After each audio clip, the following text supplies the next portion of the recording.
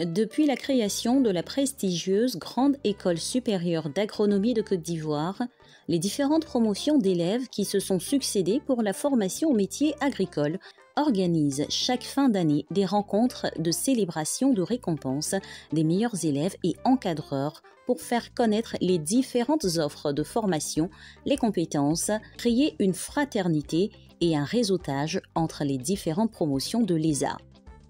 C'est dans cette même ferveur que les promotions 2019 et 2020 des élèves de cette grande école dénommée École supérieure d'agronomie ESA ont sacrifié à ces traditions en organisant les 2 et 3 juillet 2021 la 7e édition du FESA, Festival des sciences agronomiques.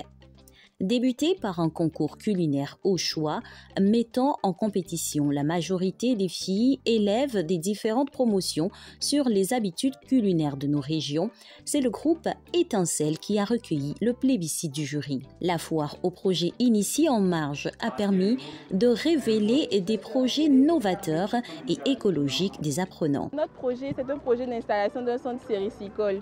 Un centre séricicole, c'est quoi? On fera la culture du verre à soie. Le verre à soie, c'est quoi? C'est un verre qui produit de la soie, un tissu textile doux au toucher que les grosses industries textiles vont produire pour nos différents vêtements.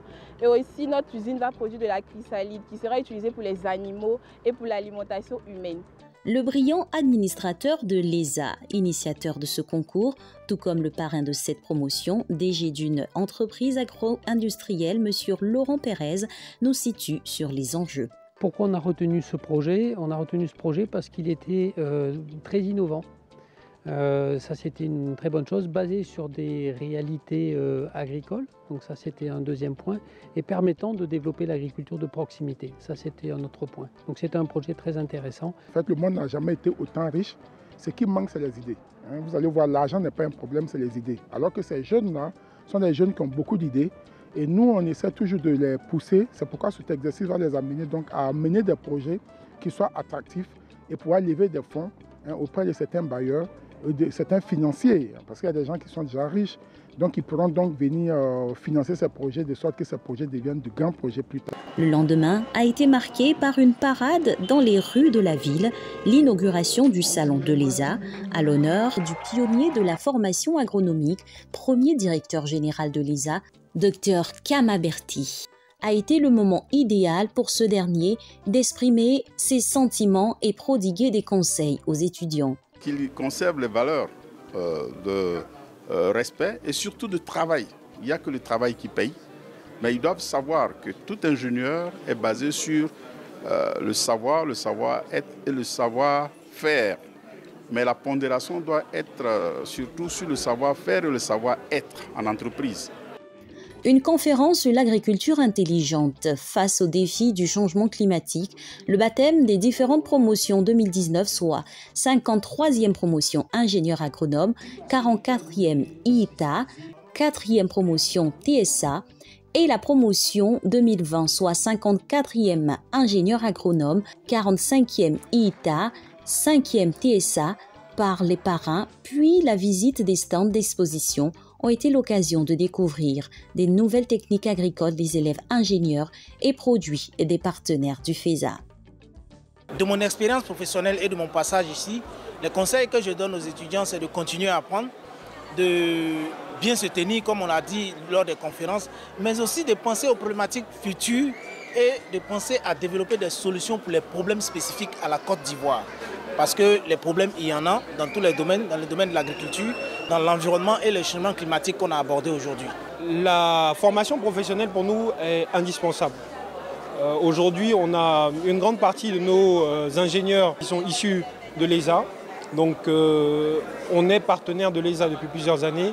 Pour nous, il est normal de participer à ce type d'événement et d'accompagner l'insertion professionnelle des jeunes.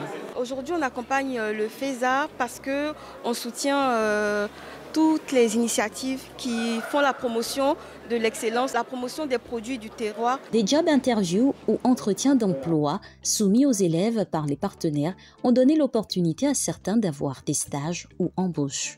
Au cours du dîner gala clôturant ces activités, l'on a eu droit à la remise de prix, attestation aux meilleurs élèves et à la distinction aussi des meilleurs partenaires par des trophées spéciaux. Au terme de ces festivités, les dynamiques dirigeants des différentes promotions nous font le bilan.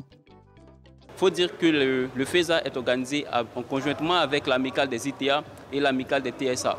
Donc c'est l'ensemble des amicales de l'ESA, comme je l'ai dit tantôt, qui organise ce festival-là.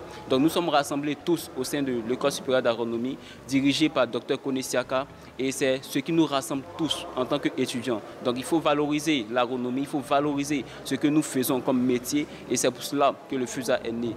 Il faut dire que nous avons